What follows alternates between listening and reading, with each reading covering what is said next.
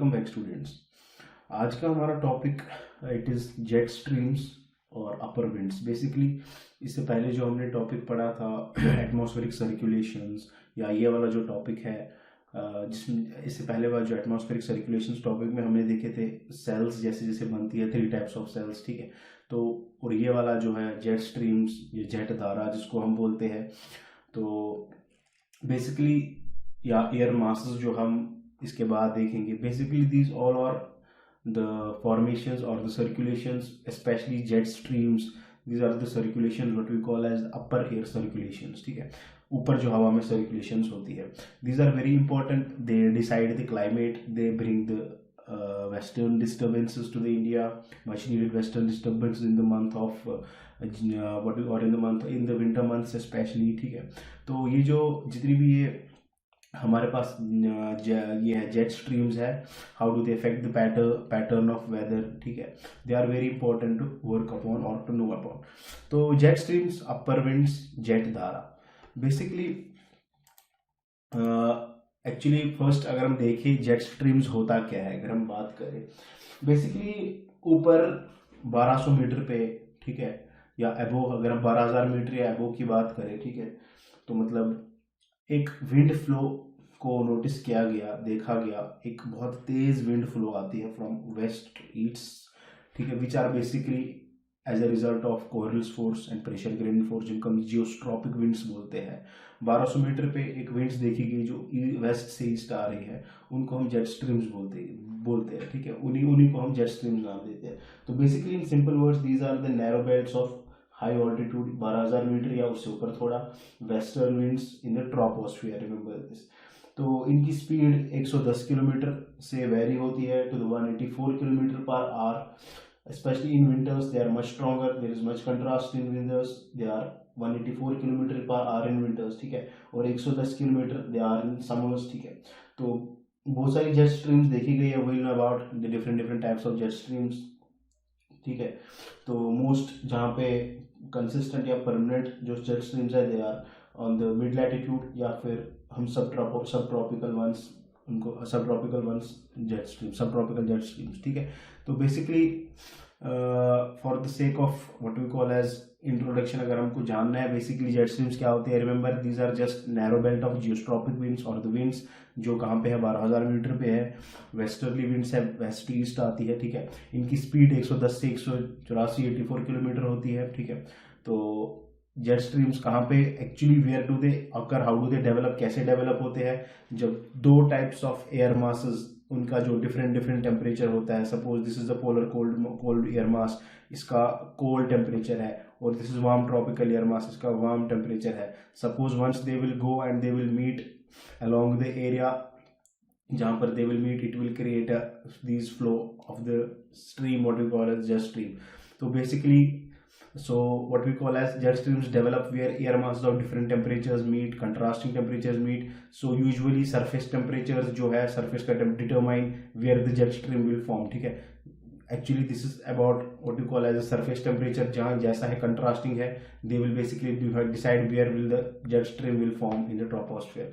Greater the difference in temperature, जितनी ज्यादा difference temperature में है, faster is the wind velocity inside the jet streams, remember this, inside the jet stream जितनी ज्यादा तेज, जितना difference temperature का होगा 2 कंट्रास्टिंग एयर मासेस में, उतना ज्यादा डिफरेंस होगा किसमें, inside the wind velocity, inside the what we call as much faster will be the wind velocity inside the jet streams. Jet streams extend from 20 degree latitudes, 20 degree latitude से towards the poles. Suppose these are the 20 degree latitudes towards the poles, they will extend. There are a number of jet streams in between, ठीक है, in both hemisphere.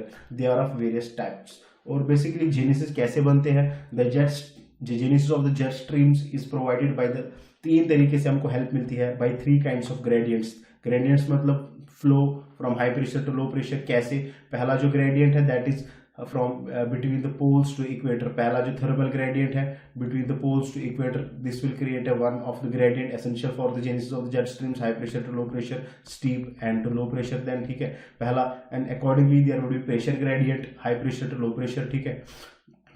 जो पहला हमारे पास thermal gradient है, it is between the poles and the equator, ठीक है।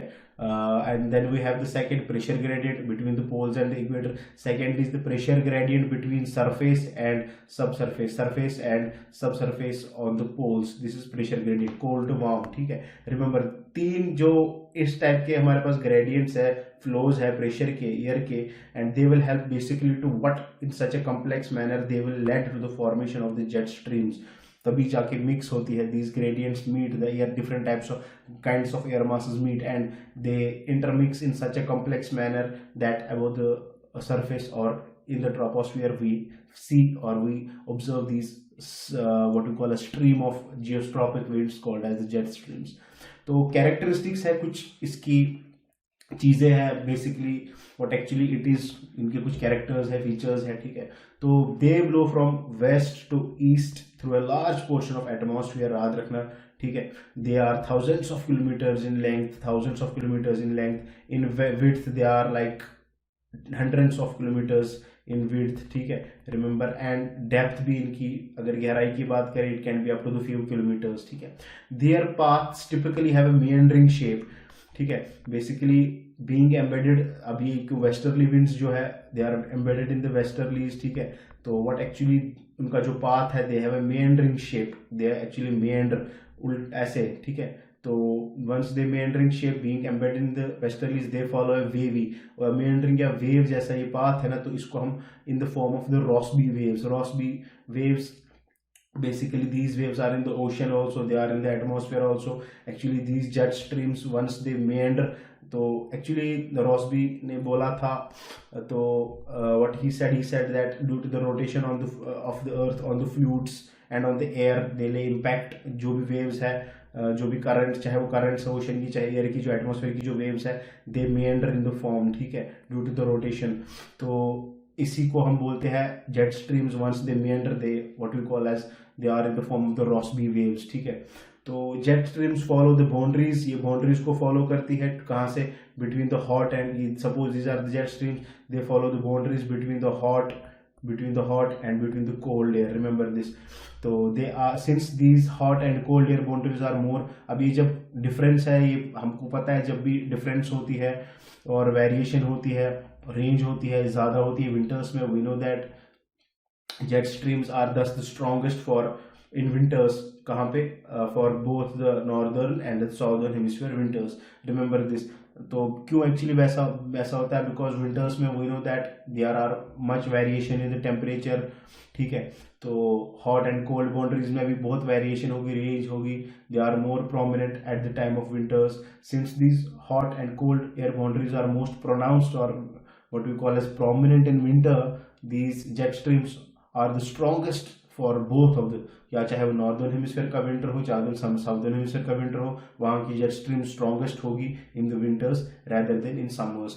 184 would be the average, 184 kilometers per hour in winters, sorry। तो they are characterized by seasonal variation, season में variations होती है, during colder part of the year they extend towards the equator and but during summer they narrow down, कम हो जाती है। तो one of the subtropical jet stream जिसके बारे में हम पढ़ेंगे, उसका क्या इफेक्ट होता है, how do in summers it reacts, narrows down, and how do in winters it comes to the south of the Himalayas and brings the much needed western disturbances in the form of winter rains to the India। तो उसके बारे में देखेंगे, basically यही है, this concept is like they winter में जो ये सीजनल वेरिएशन देखी जाती है, कोल्ड पार्ट में they towards the equator they extend, और समर पार्ट में दे एक्चुअली नैरो डाउन, ठीक है। तो jet streams are wider and not as distinct as a single line नहीं है, but actually it is a wider, but are actually regions where the wind speed increases। अब जो wind speed है it is more towards the central core and is of the greatest strength। suppose यहाँ पे 100 MBs है, तो then 90 MBs 80 MBs in the center it would be the most, ठीक है, most wind speed would be the center core में इसके what we call as jet stream. तो basically origin क्या है इसका, बनता कैसे है, basically they are related with general equator to pole temperature. Equator से जो पोल टेम्परेचर ग्रेडियंट है, थर्मल ग्रेडियंट है, it's actually creates a wind, ऊपर एक विंड को इट इंड्यूसेस अ विंड ऊपर, for flowing westerly, ठीक है, westerly it creates a wind due to the pole temperature